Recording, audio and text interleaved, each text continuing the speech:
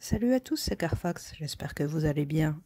On est le lundi 20 avril 2020. C'est le 37e jour de confinement pour nous et il est environ 17h10. Donc on se retrouve pour une nouvelle vidéo confinement, la 6e de la série. Donc pour faire un petit résumé, hier le Premier ministre et quelques-uns de ses sous-fifres ont fait une allocution télévisée. J'ai regardé le début, mais pas tout, hein. J'ai regardé pendant 1h30 et c'était toujours pas terminé. Donc ça commence à parler du déconfinement qui a été programmé pour le 11 mai prochain. J'ai surtout retenu beaucoup de blabla, parce que j'ai pas trouvé vraiment qu'ils aient dit de choses concrètes. On ne sait toujours pas comment ça va se passer, si ça va être toute la France ou par région ou par ville, ou, enfin ça reste complètement flou pour la plupart des choses. Donc ils ont dit qu'ils reparleraient dans une quinzaine de jours pour donner les détails exacts. Donc nous verrons bien. Pour l'instant ici nous sommes en zone A, donc c'est les vacances de Pâques.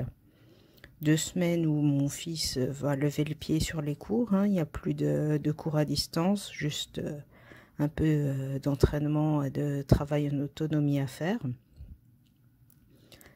Pour ma part, il faut que je m'attelle à mon rapport de stage. Donc j'ai prévu ça dans mon emploi du temps, j'espère être dans les temps. Et puis voilà, donc il faut commencer à s'y faire. La vie va bientôt reprendre, mais pas comme c'était avant, hélas, puisque le virus est toujours parmi nous. Il circule toujours et on a toujours autant le risque de l'attraper, mais il faut retourner au charbon. Mercredi 22 avril 2020, 39e jour de confinement pour mon fils et moi. Il est 17h30. Donc j'ai oublié de vous faire mon petit topo hier. Le ministre de l'Éducation a fait une allocution donc où il a expliqué éventuellement comment allait se passer la rentrée progressive des écoles à partir du 11 mai. Donc tout est encore au conditionnel, mais bon, je pense que s'il en a parlé, c'est que ça devrait se profiler ainsi. Donc le 11 mai, ça serait rentrée pour les profs. Le 12, rentrée pour grande section CP et CM2, comme ce sont des années charnières. Le lundi suivant, ce qui serait le 18, si je ne m'abuse, ce serait donc les 6e, les 3e, première terminale et je ne sais plus quelle classe au niveau apprentissage, enfin j'ai oublié le nom. Et enfin, la semaine du 25, ce serait donc rentrée générale, entre guillemets, pour tous. Se posent de nombreuses questions, puisqu'apparemment, les classes seraient avec 15 enfants maximum. Il faut décontaminer les classes, bien sûr. Il n'y aura pas de cantine, visiblement. Pas de cantine, pas de périscolaire. Grosse question aussi, savoir si l'école sera obligatoire ou non. Si les classes virtuelles continuent ou pas. Bref, il y a encore beaucoup de questions. Donc de mon côté, mon fils étant en 5e devrait reprendre le 25 mai. D'un côté, ça me rassure parce que ça permettra quand même de voir comment se sera passé les 2 premières rentrées pour les autres. C'est un peu égoïste, je le reconnais, mais n'étant pas très chaude pour le faire reprendre, c'est vrai que je serai plus rassurée en voyant comment ça se passe pour les autres enfants. Personnellement, je me pose également une grosse question, c'est concernant les transports, car que ce soit moi pour le travail ou mon fils pour l'école, nous prenons le bus. Donc visiblement, le port du masque sera obligatoire. à voir comment cela va se dérouler, puisqu'en plus, port du masque obligatoire, que ce soit à l'école ou au travail, j'espère, même si je ne sais pas encore quand est-ce que je vais reprendre le boulot. Donc ça, je vois ça comme de grosses manipulations. Je veux dire manipulation du masque, c'est-à-dire mettre un masque dans le bus, changer en arrivant à l'école, le retirer en ressortant pour remettre un masque pour pouvoir prendre le bus, parce que visiblement, si pas de masque, pas de bus.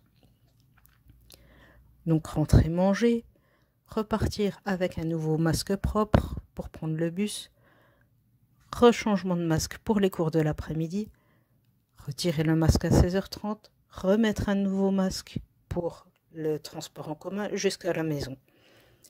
Ça veut dire qu'il faut avoir 6 masques à disposition par jour, par enfant ou par personne.